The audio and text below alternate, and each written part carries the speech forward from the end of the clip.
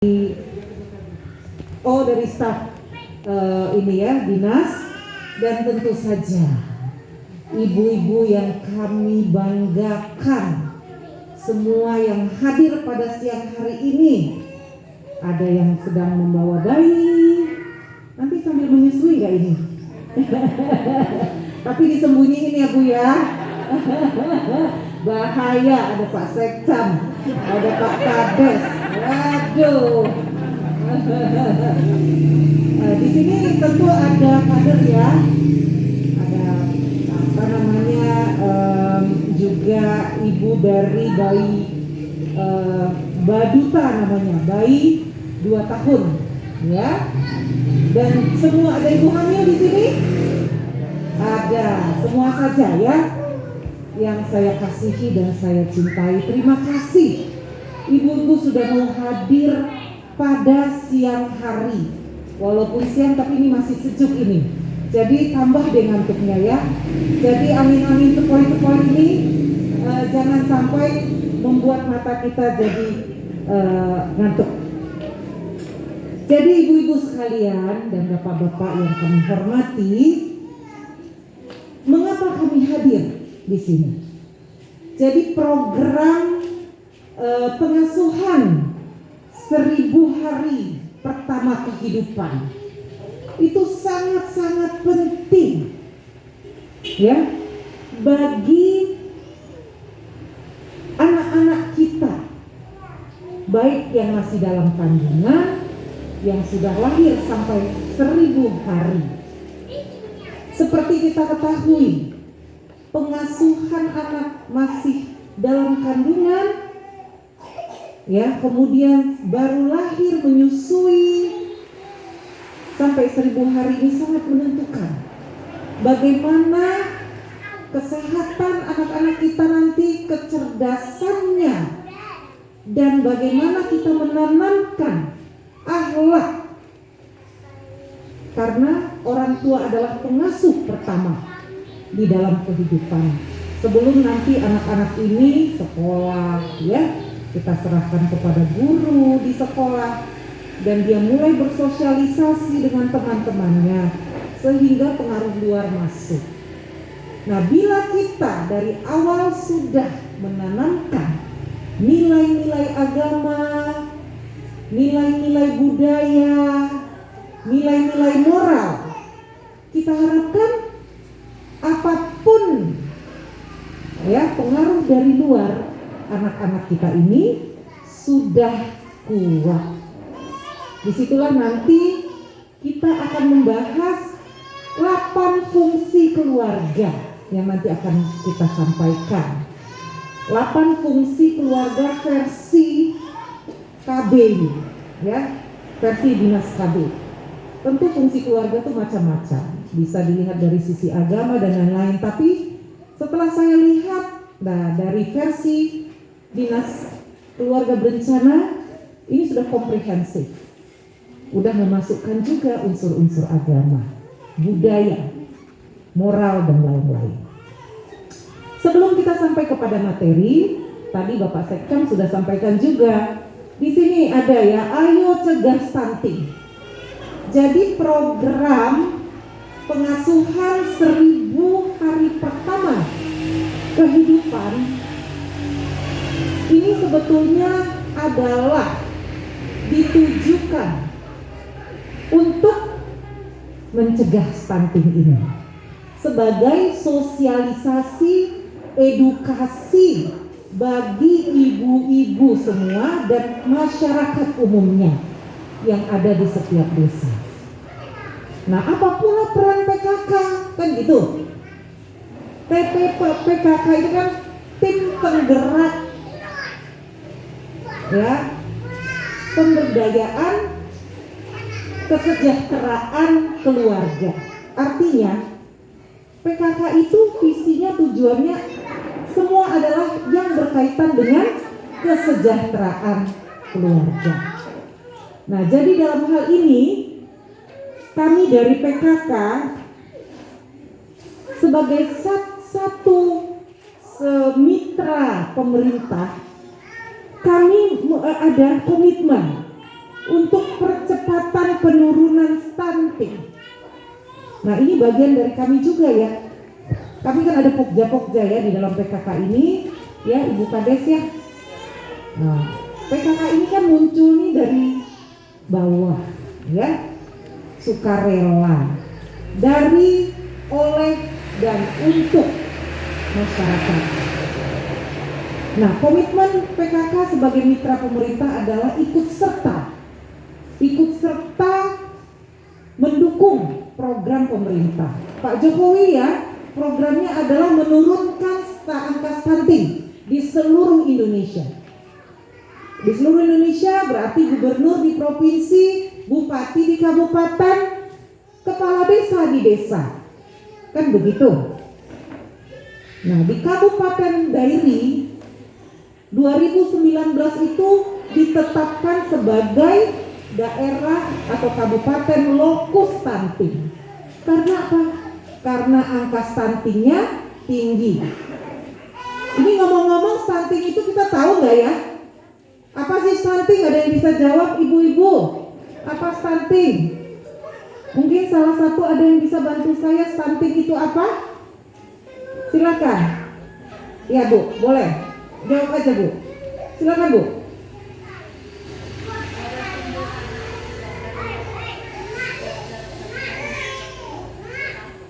Oke.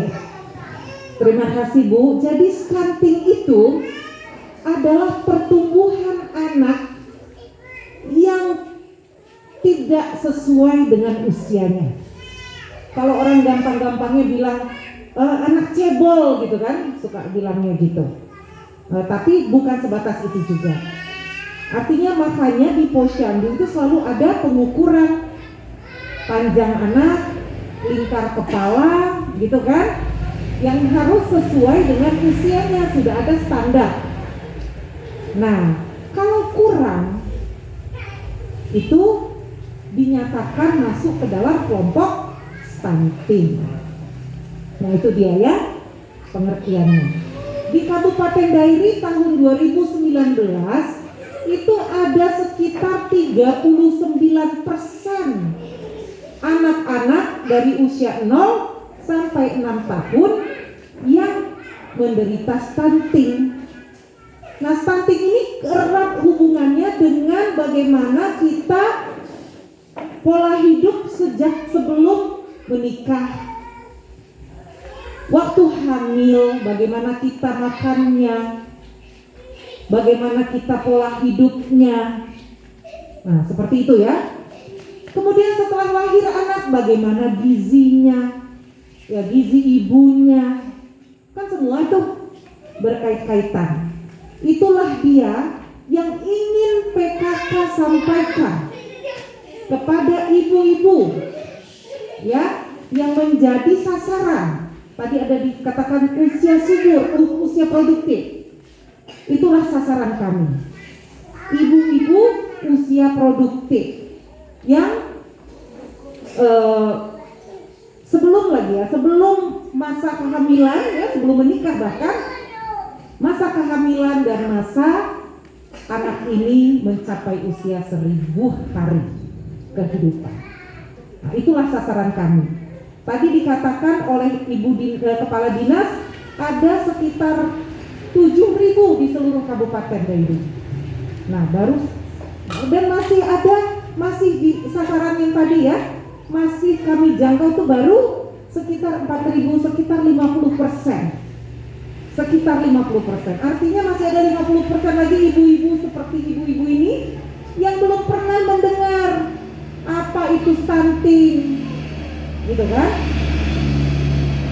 Artinya kalau kita melakukan edukasi sosialisasi, kita ingin ibu-ibu memahami dan juga langsung mempraktekkan.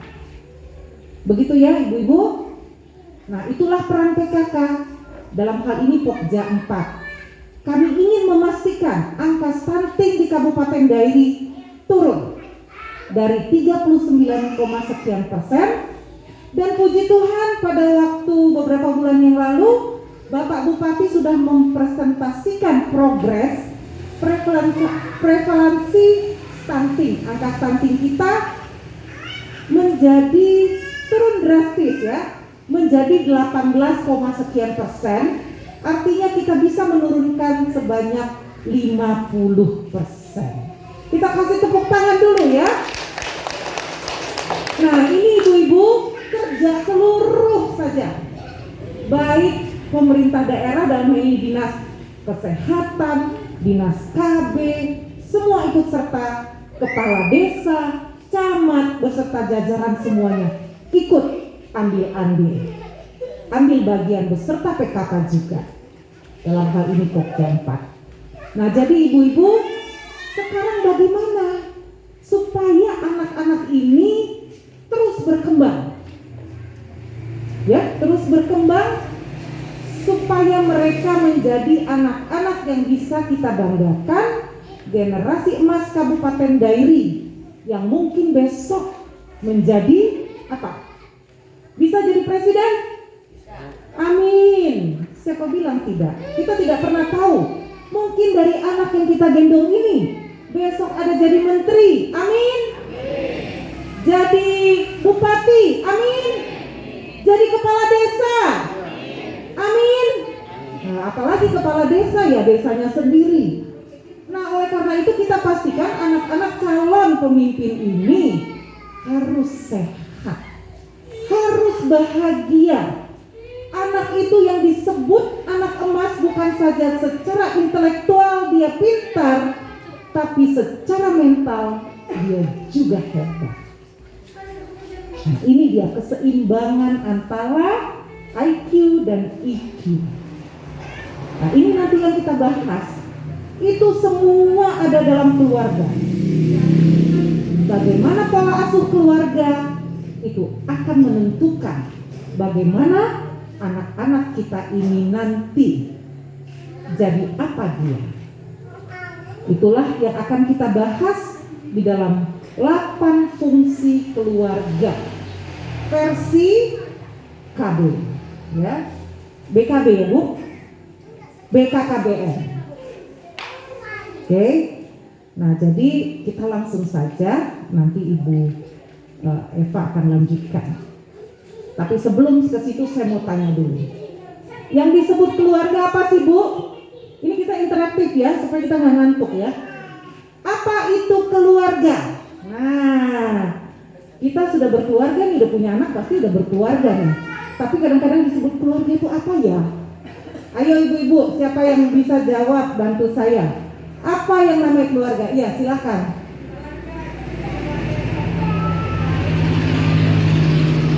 Maaf ya Bu, ini ada Michael, siapa namanya? Iya, Elisa toh. Nah, ini ibu muda ini ya, umur berapa ini? Oh 27. Oke ya, silakan. Pengertian keluarga itu, namanya siapa Bu? Ibu Elvis Hutasoy. Oh, Elvis Hutasoy. Oh, Hutasoy. Boru Hutasoy. Oke. Keluarga itu menurut saya yang terdiri dari ayah, ibu, dan anak. Itu saja Bu. Oke, terima kasih. Tepuk tangan untuk Ibu Elvis. Ya, unsur keluarga itu ada ayah, ada ibu, ada anak. Ini harus saudara Bu. Harus saudara. Oke. Kalau misalnya kita pungut anak, bisa nggak kita sebut keluarga juga? Bisa, ya bisa. Ya, minimum di dalam keluarga itu ada ayah, ibu, anak, seperti itu. Kalau misalnya kita keluarga muda ini tinggal sama mertua, bisa juga ya. Atau orang tua ikut kita, bisa juga. Bagian dari keluarga. Anak yang diadopsi secara resmi keluarga juga. Di sini masih ada nggak Pak Kades yang sudah hidup dalam satu rumah tapi tidak resmi menikah? Tidak ada, luar biasa nih Pak Kades. Tidak ada kata Pak Kades ya, tepuk tangan dulu. Berarti nilai-nilai budaya agama tertanam di dalam masyarakat bakal julu. Ya, tapi itulah keluarga ya, jadi betul sekali Ibu Elvis. Nah, apa tujuan keluarga itu? Apa fungsi keluarga itu? Ada keluarga yang katanya bahagia. Ada juga yang pura-pura bahagia, betul nggak Bu? Hah? Gimana? Hah? Enggak, semuanya bahagia kata Pak Sekca. Iya kan? Nah, istri punya fungsi, suami punya fungsi. Kemarin saya sampaikan ini di Desa Bintang. Mereka komplain, enggak. Istri yang cari uang, istri yang jaga anak, istri yang ajarin anak. Sekarang online istri juga yang betul ya. Tapi nanti katanya begitu anaknya sudah sarjana, ini anak bapak. Betul? Betul nggak? Betul gimana tuh Pak Sekcam, Pak Kades? Ya? Oke ya. Jadi itu sedikit joke, sedikit lawak-lawak ya. Tapi itu kenyataan. Ya, itu kenyataan. Kata Tartonun di Silalahi bilang gini Pak, bagaimana kami bisa fokus bertenun? Kami juga harus ke ladang. Lah kenapa ibu berladang? Kan ada suami, ada bapak. Gak percaya kami Bu, kalau bapak di ladang, panen kami gak pernah sukses. Loh, kenapa? Karena mereka seharian itu ada di Lapo. Nah, ini sekalian ya saya bilang ya, untuk menciptakan keluarga sejahtera, bapak harus berperan. Jangan ibu semua. Ya, boro-boro dia nanti bapak balik ke rumah dia udah dandan cantik. Enggak.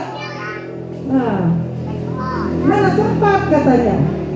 Ya, belum kasih senyum malah udah merepet. Ya kan?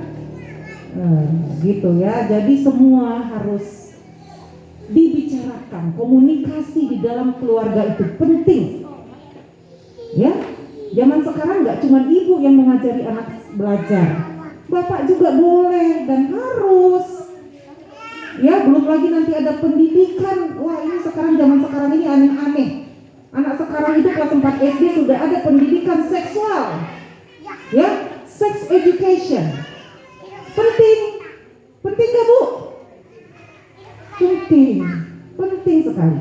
Sekarang saya tanya, kalau bapak pergi keluar, kalau anak pergi sekolah, mereka permisi nggak sama orang tua? Permisi ya. Nah, itu kan nilai-nilai juga yang ditanamkan. Nah, kalau bapak pergi keluar rumah, permisi nggak? Nah, bagaimana anak itu tidak hanya diajarkan, tapi mereka melihat contoh. Betul ibu-ibu? Mereka melihat contoh orang tuanya. Oh, kemarin saya bilang, kalau bapak pergi ya nggak apa-apa cipika-cipiki gitu ya. Oh, katanya nggak bisa Bu, malu dan marah dan anon di ulah-ulahi. Nah, kan gitu kan? Nah, apakah betul begitu? Cinta kasih itu harus diperlihatkan. Udahlah. Cintanya saya katanya gitu ya kan? Nama tua Maila ini masih banyak muda-muda loh. Punya anak bayi begini tuh berarti masih muda. Iya kan? Nah, itu juga anak itu melihat dan dia mencontoh. Bapak aku pergi pun gak pernah pamitnya. Besok udah agak besar dia sudah tidak permisi lagi gitu kan Bu ya. Nah, jadi ada fungsi-fungsi keluarga, satu fungsi agama. Ya, fungsi agama bagaimana orang tua mengajarkan tentang pendidikan agama, mengajarkan berdoa, mengajarkan sholat 5 waktu. Mungkin yang agama Islam mulai umur sekian sudah harus belajar puasa dan lain-lain. Itu fungsi-fungsi dalam keluarga.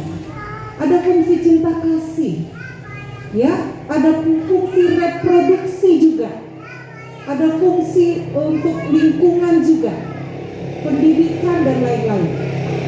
Fungsi sosial, fungsi sosialisasi. Nah, ini semua hanya bisa dijalankan dengan memberikan juga contoh-contoh. Begitu kan ibu-ibu? Jadi pembukaan saya dari saya segitu aja. supaya nggak ngantuk, ya kan? Nanti kalau saya lama-lama ngomong ngantuk. Tapi akan disampaikan materinya lebih luas lagi oleh Ibu Eva, ya, Ketua Pokja 4 Tim Penggerak PKK Kabupaten. Ya, jadi itu saja ibu-ibu, selamat mengikuti sosialisasi ini. Semoga bermanfaat bagi kita semua. Angka stunting akan turun, tidak ada lagi pernikahan kehamilan di luar nikah, ya, tidak ada lagi kumpul kebo, ya, tidak ada lagi perkawinan usia anak, ya, di bawah 18 tahun, tidak ada lagi, ya.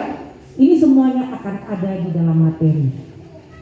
Oke, Bu-ibu, terima kasih atas kehadiran dan perhatiannya. Kita berikan tepuk tangan untuk kita semua.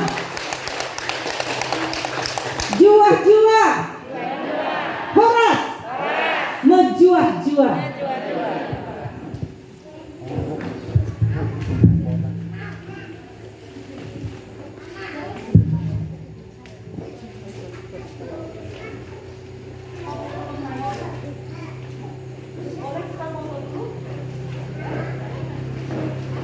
Kita foto dulu ya ibu-ibu ya sebelum lanjut.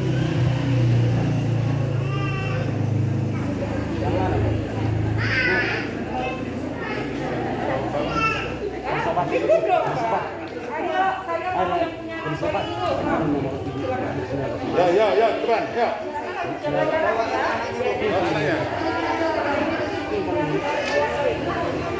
Maskernya lu.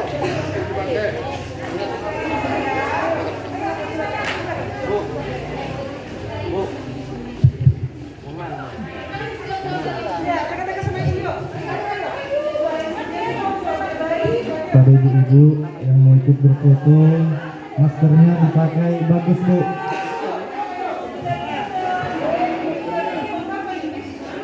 Tolong ibu-ibu maskernya dipakai dengan benar ya, Bu.